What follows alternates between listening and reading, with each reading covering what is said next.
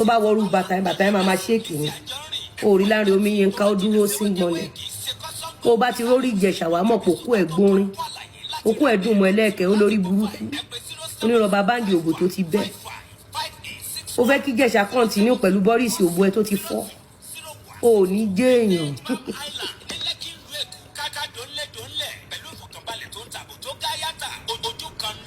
ẹ̀yin wo lẹ gbérú ẹsẹ̀ báyìí ẹ̀yin wo lẹ firú ẹsẹ̀ báyìí. ẹ̀yin tèmi Lizzy Anjorin ó ti padà sọ̀rọ̀ nípa ọ̀rọ̀ bàbá Ìjẹ̀ṣà àti CEO LUMINEE. ẹ̀yin tèmi ẹ jẹ́ ká gbọ́ nǹkan tí Lizzy Anjorin sọ. ó tún blast Ìyábọ̀ Òjó pẹ̀lú ọ̀rọ̀ tí ó sọ nípa CEO LUMINEE àti bàbá Ìjẹ̀ṣà nípa ọmọ tó ń ṣẹ̀ bí.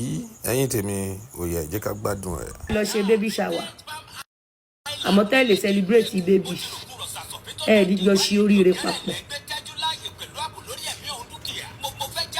àwọn pípọ̀ yóò jẹ́ kí n concentrate.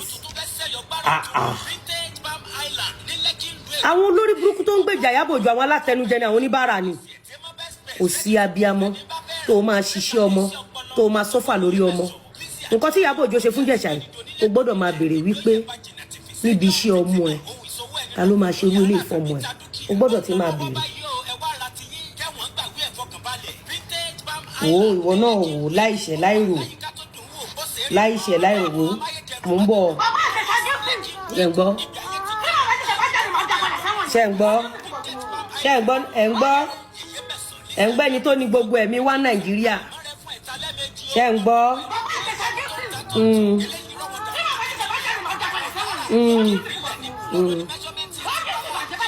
ẹwọ́ èrí ebi ti pa olórí burúkú ti ṣábí gúre ẹ wò.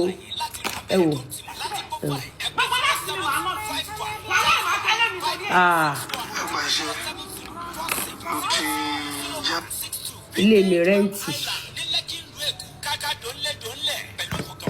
Ìjẹ̀ṣà ti padà bímọ o ọmọ Ìjẹ̀ṣà lẹ́pọ̀n ńlá o ọmọ Ìjẹ̀ṣà fẹ́ pọ̀njọ́ Ìjẹ̀ṣà o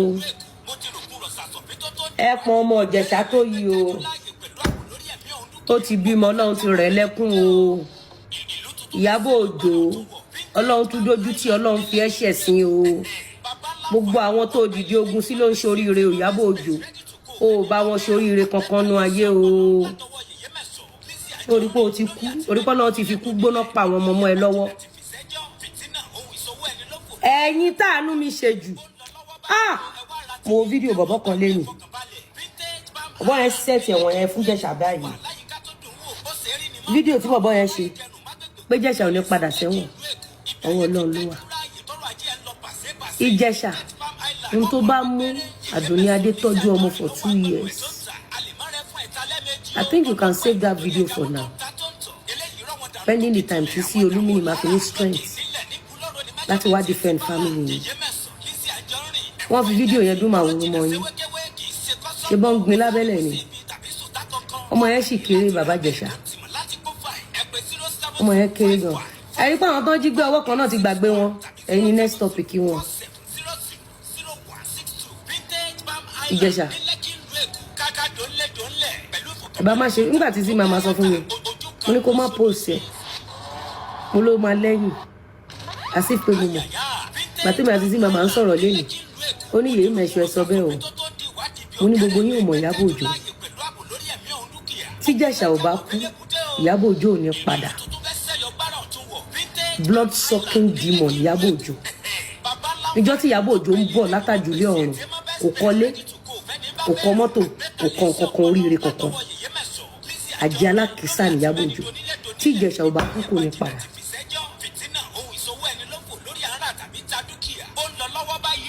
tí kò bá kú kò ní padà. àti Ìjẹ̀ṣà àti CEO LUMINEE àárín ọ̀tá náà jọ wà. Ìjẹ̀ṣà ò ní another life apart from the film industry and that may really affect him.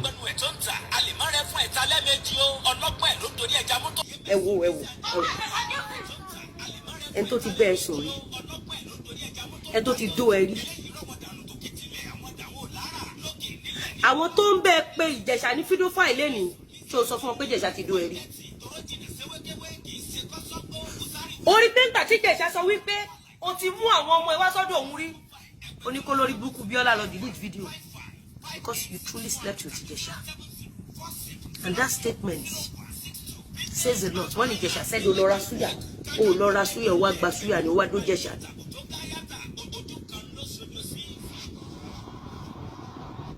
Kí ló kù fún ẹ láyé? Olórí burúkú èèyàn ni ò ní lè cancel ẹ pẹ̀lú nǹkan tó ṣe. Olórí burúkú èèyàn.